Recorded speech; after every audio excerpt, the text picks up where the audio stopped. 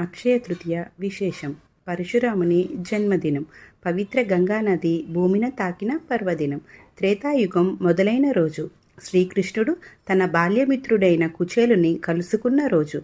వ్యాస మహర్షి మహాభారతమును వినాయకుని సహాయంతో వ్రాయటం మొదలుపెట్టిన రోజు. సూర్యభగవానుడు అజ్ఞాతవాసంలో ఉన్న పాండవులకు అక్షయ పాత్ర ఇచ్చిన రోజు. శివుని ప్రార్థించి కుబేరుడు శ్రీ మహాలక్ష్మితో తన సంపదకు సంరక్షణగా నియమింపబడిన రోజు.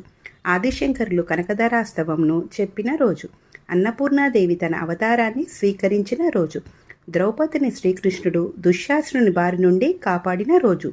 సింహాద్రి అప్పన్న చందనోత్సవం ఈరోజే జరుగుతుంది.